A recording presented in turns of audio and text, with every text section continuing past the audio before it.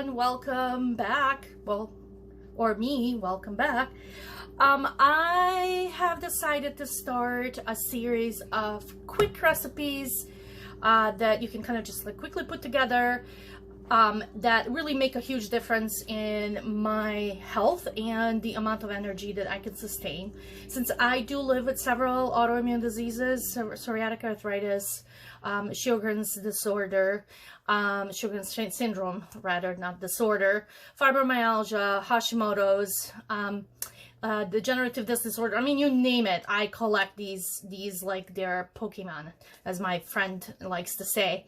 But because I have these complex autoimmune diseases and conditions, I have to be very planful. Now, I don't have luxury really of meal planning per se because I do work full time.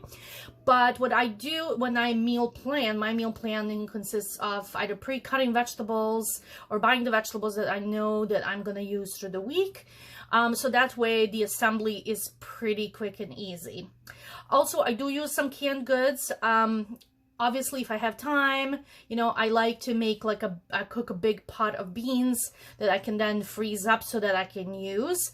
But honestly, having the canned goods on hand really makes a big difference. So today, I'm gonna make my husband's favorite, and it is a vegetarian. Well, actually, it's more like a vegan chili. But you can totally, you know, add meat into this and make it like a full-blown meat, whatever. But we are moving mostly towards the plant-based diet. He's still eating some meat. I will maybe every once in a while. I guess they call it flexitarian, whatever the label is. But I try to listen to my body and just kind of listen to what it's telling me. And tonight it's telling me it's time for tons of protein. Therefore, we're gonna make chili. So, let me tell you what you're going to need for this. So, you will need, and actually, let me move you this way so you can actually see. Yay!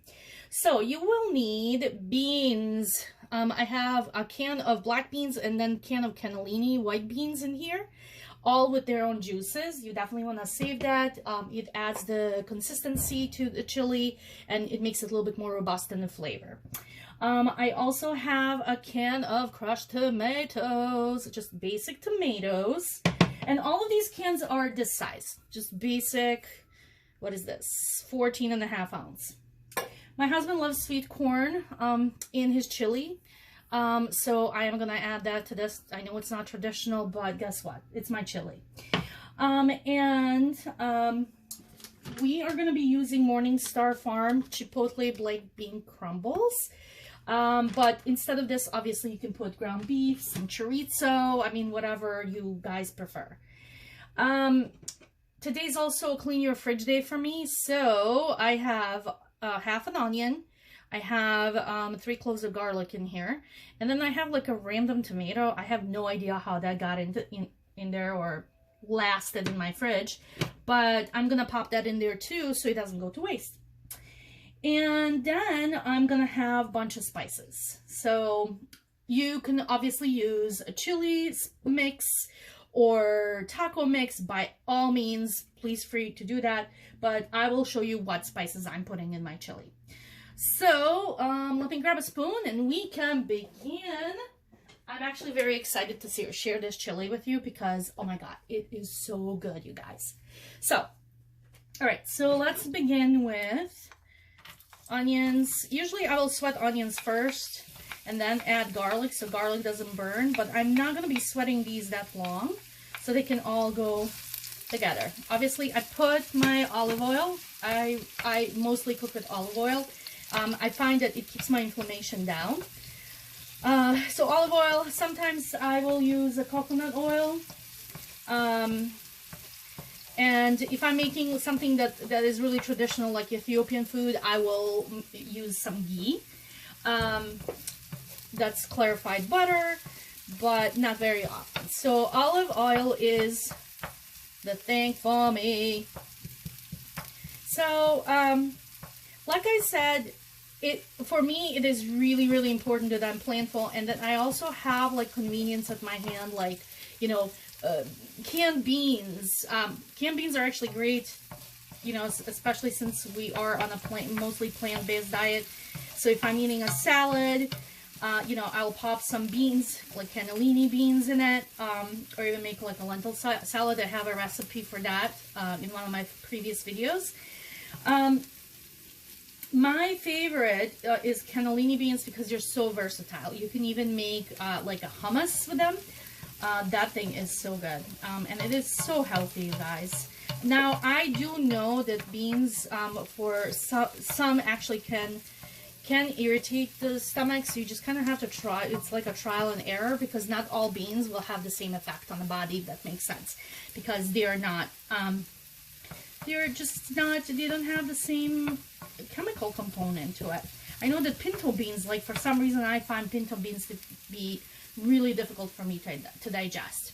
Now, there is a little secret that I learned as a kid, because my mom used to cook all these beans, you know, we would just always have like a gigantic pot of beans.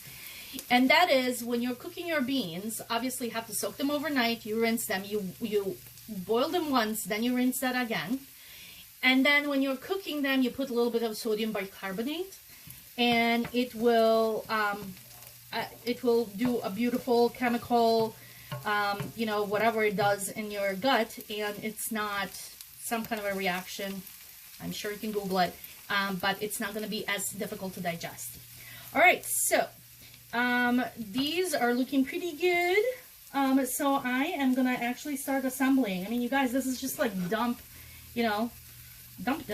I'm going to add that silly tomato that I had. And of course, I really did a great job cutting it, but it will do. I mean, if Pioneer women can just like dump things out of the cans and say, you know, she's cooking, then I can certainly do that. Just kidding. Love my Pioneer woman. All right, so now I like to add my tomatoes first. Why? I have no idea. I just like to do that. Okay. This is really, honestly, like a base for any kind of marinara sauce too. Like now I would be, if I'm layering it, I would be adding Italian seasoning. I would be adding basil, rosemary, oregano, you know, all the good stuff. But that's not happening. We're doing something completely different. Flavor profile is gonna be good. All right. Now I'm gonna add. Oh, I totally forgot I'm putting the chipotle black bean crumbles. Oh well. Actually, I would probably do this first and saute it a little bit, and then add tomatoes. But you know what? It's all good. It's all good. And these are just crumbles, so it's not like meat where the order is a little bit more important. These are just basically flavored soy chips. All right. Now, instead of this, you could do ground beef. So I would probably saute onions with ground beef first and then add tomatoes. And then probably, well, I used to add chorizo, you know, just for a really good depth of flavor. Obviously, I'm making a vegan version, so that's not happening. And I'm sure there is some kind of a vegan chorizo version of this, but I'm really not sure if there is one. So, all right, you guys, I think I am gonna start popping some of these. Okay, so I have ground cumin. Love, love, love ground cumin. Hold on, let me grab a spoon. All right. So, a good, healthy dose of ground cumin because I love it. I know. I love my, oh my God, you guys, it smells so good. I love my spices. Ground coriander. And I shouldn't have dumped this. Okay. Oh my god, my cats and the dog, they're trying to get out of the bedroom where I closed them so I can actually record this. I swear to God, it's like having children. Okay, there you go. Boom, or bam, or whatever Emerald Lagasse used to like to say. Alright, I love oregano in my chili. And I'm gonna dump all of that in there. Okay, oh my god. It's already starting to smell good. Yes, yes, yes, yes. Oh my god, you guys. This is gonna be really good. Alright, chili powder. We like it really spicy, so I will add some cayenne later.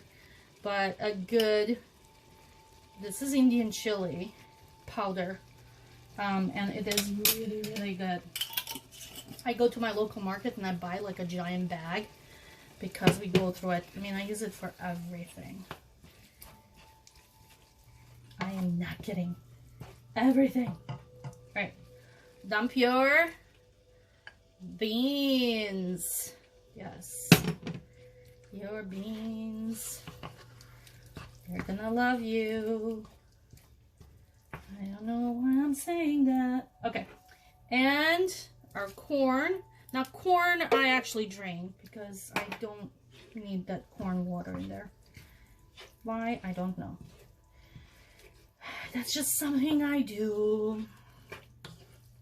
Okay. Now, if I had, like, I was looking, and I usually have fresh jalapenos. Easy for me to say, but I didn't have any this time.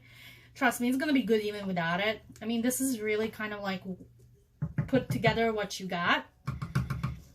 I am gonna put a little bit of nutritional yeast. Obviously, you don't need that if you're using your meat, but this really helps with our vitamin B.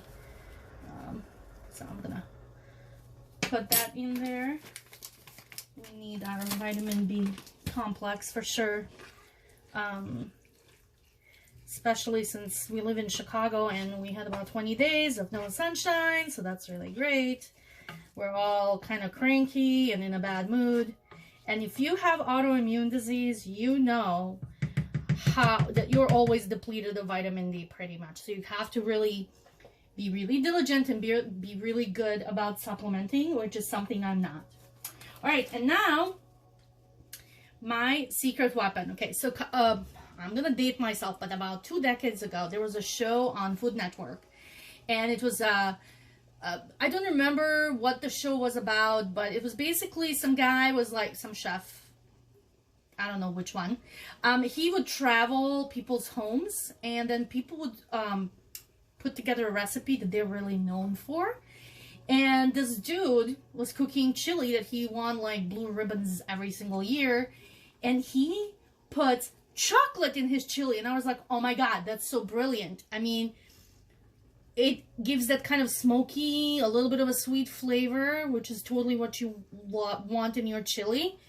You know, chocolate is really good for you. It's full of antioxidants. Obviously black chocolate, dark chocolate, not milk chocolate. But I am not a sweets person. I don't bake a lot, so when I bake, I actually, if I have chocolate chips, I save them in the Ziploc bag, pop them in the freezer, so it lasts a long time for me. So guess what? I'm gonna put some chocolate chips in here. Not a lot, obviously. You don't want to go cray-cray. So let's. All right, just like that. A little bit of chocolate. Gonna melt in there. It's gonna create like a major deliciousness. And I need to just try for flavor profile. Oh my god. Oh my god, it's gonna be good. That is gonna be so freaking good. I'm gonna freshly cracked black pepper. And some salt. Not a lot.